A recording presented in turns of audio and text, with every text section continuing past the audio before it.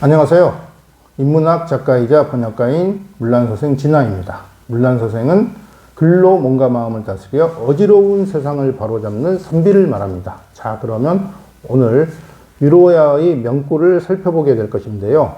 지난 첫 시간에 말씀드렸듯이 위로야라는 책은 처세 분야의 3대 기서에 포함된다고 해요. 그런데 아쉽게도 이 책은 아직 한국에 정식 한글 번역본이 나오지 않았어요. 그래서 이 물란서생 진아의 강의가 국내 최초의 그 한글 번역을 선보이는 자리가 되는 것으로 알고 있습니다. 자, 그럼 선비의 처세학, 겨울밤 하루에 둘러앉아 나누는 이야기 두 번째 시간을 갖도록 하겠습니다. 제가 지금 그 유튜브 방송을 촬영하고 있는 것은 물란서생이 운영하고 있는 갤러리 몽돌의 메인 전시룸이에요. 지금 뒤에 보이는 그 멋진 설경 작품. 이 작품은 여수 여성미술작가의 회장 김미호 화가님의 작품입니다. 위로야와 분위기가 딱 들어맞는다고 보는데요. 정작 화로가 없네요. 어떻게 마련을 해 봐야겠습니다. 서둘러서. 자, 그럼 오늘의 명구 낭독해 보겠습니다. 성공을 꾀하기에는 아직 늦지 않았으니 양을 잃고 나서야 오히려 우리를 고쳐도 되지만 부질없이 부러워하고만 있으면 성공하지 못하고 물고기를 탐내고만 있으면 어떻게 그물을 짜리요. 원문으로 낭독해 보겠습니다. 도공미만 망양상가보래 부모무성 선어하여 결망.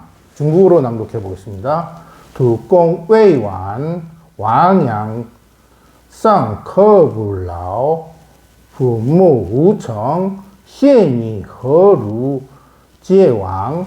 자, 그럼 문장을 하나하나 살펴보겠습니다. 도는 그림이 아니라 꾀하다, 도모하다는 뜻으로 쓰였죠. 공은 성공, 공적. 미는 아직 먼 것은 아니다, 늦을만. 그러니까 성공을 꾀하기에 아직 늦은 것은 아니다. 망양, 잃을 망이죠. 양을 잃고, 여기서 상은 오히려 유하고 같은 용법이에요. 양을 잃고 나서야 오히려 보래, 레는 외양간 우리를 뜻하고 기울보자는 여기서 고치다, 수선하다입니다. 그러니까 양을 잃고 나서야 오히려 우리를 고쳐도 가는 된다, 괜찮다의 뉘앙스를 여기서는 가지고 있습니다. 양을 잃고 나서야 외양간을 고쳐도 된다, 괜찮다. 우리에게는 소 잃고 외양간 고친다는 말이 더 익숙할 텐데요. 그 말은 이미 잘못을 저지르고 난 다음에 이제 후회해도 소용없다, 뭐 이런 뜻으로 아주 그 어리석은 짓의 뭐 대명사로 사용되고는 해요. 하지만 소 잃고 나서 외양간을 고쳐두어야지 다시 나중에 뭐 정말 소를 선물 받는다든지 어쨌든 다시 소가 생기면 또 다시 잃어버릴 그런 불상사가 얻게 되겠죠. 그러니까 이미 잘못을 저질렀더라도 반성을 해서 다시는 그런 잘못을 저지르지 않게 뭐 마음의 준비라든가 이런 걸 해둬야지 나중에 똑같은 실수로, 똑같은 잘못으로 또 불이익을 당하는 일이 없도록 하는 것. 이것이 바로 지혜죠. 자, 그러면 그 다음 문장. 부모무성. 여기서 부자는 원래 뜰부자인데 그 경솔하게, 뭐 헛되이, 덧없이 그런 의미로 쓰였어요. 모는 그리워하다인데 이 문맥에서는 부러워하다, 무성은 성취하는 바가 없다, 그러니까 성공하지 못한 상태를 말해요. 그래서 그 부질없이 부러워하기만 하고 그렇게 하면 성공하지 못하고 선어 여하 결망.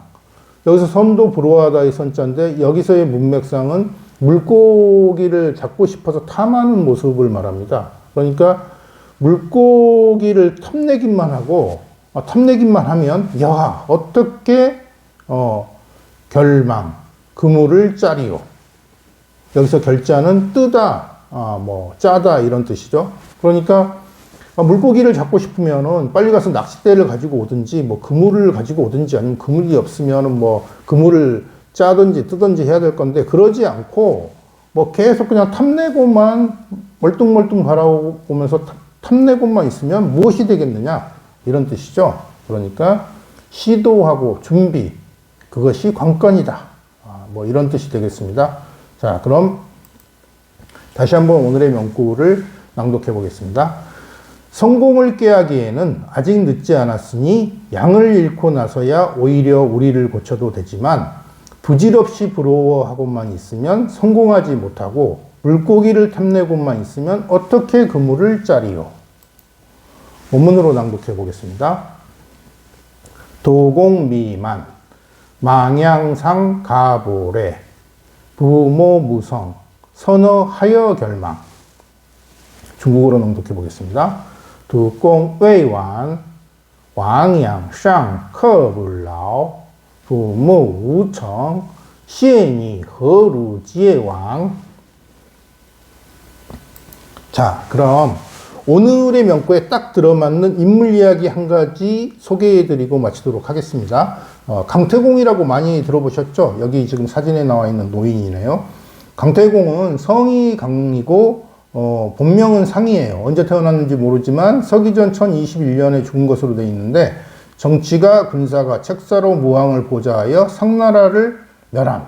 상나라는 바로 은나라를 얘기하죠. 은나라의 마지막 임금 폭군인 그 주왕을 타도하고 그 주나라의 무왕을 천하의 천자로 우뚝 세워서 그 공로로 제나라의 분봉받아 시조가 됩니다. 그러니까 그 요즘 말로 하자면 뭐 대박을 터뜨린 것인데 이때 강태공의 나이가 70을 훌쩍 넘은 때라고 해요. 참 대단하고 부러운 일이 아닐 수 없습니다.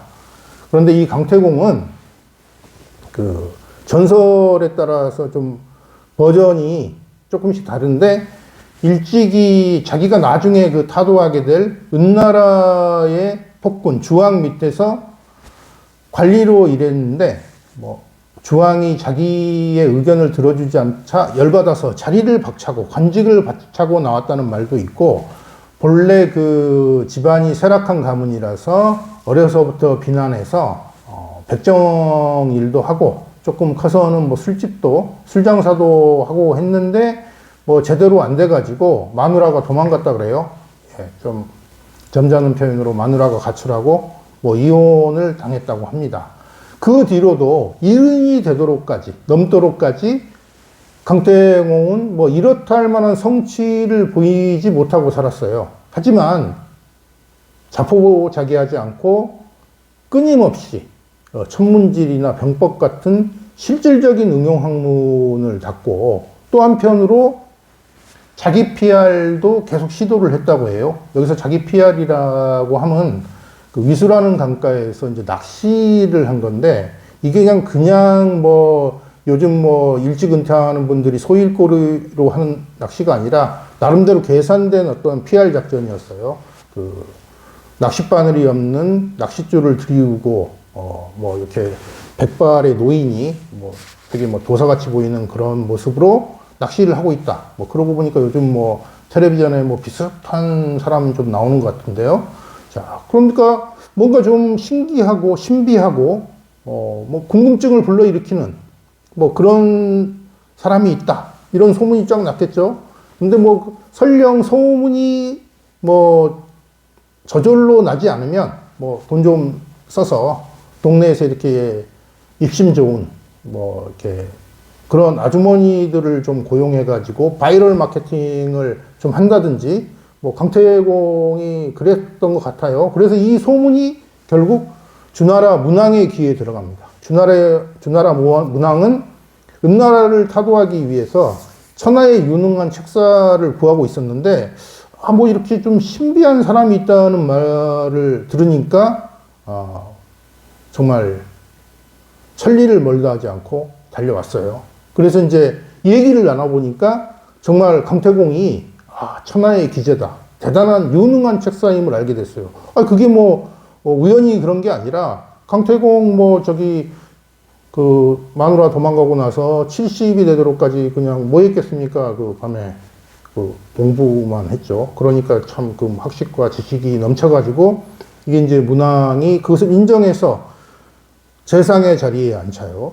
그러니까 그때가 뭐 72세라는 소리가 있는데 72세가 돼서 처음으로 벼슬길에 올라서 이제 재상이 됐는데 옆에 우리 사진 보면 이 문왕은 그 무왕의 아버지인데 이제 좀 일찍 죽어요. 그래서 강태공은 문왕의 아들인 무왕을 보좌해서 은나라의 폭군 주왕을 타도하고 무왕을 천하의 천자로 우뚝 세우게 됩니다.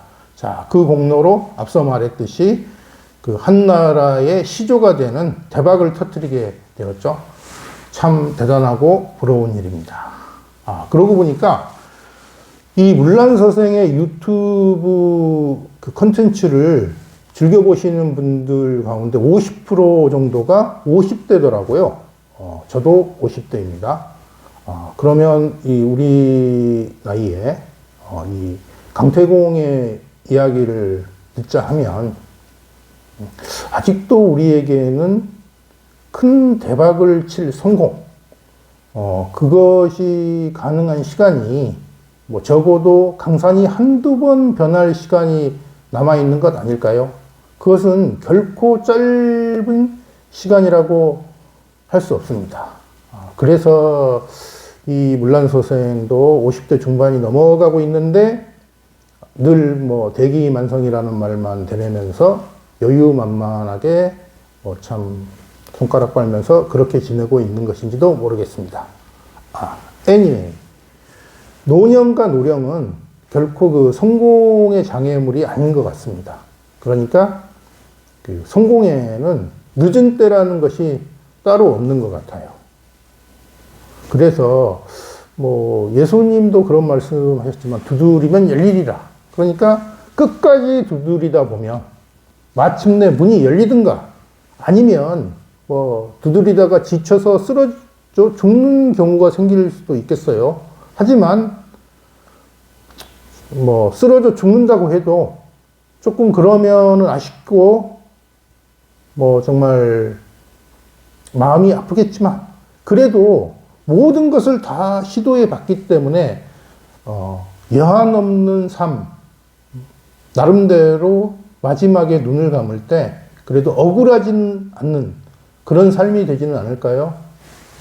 자, 그럼 다음 시간에 또 다른 명구로 만나 뵙겠습니다. 감사합니다.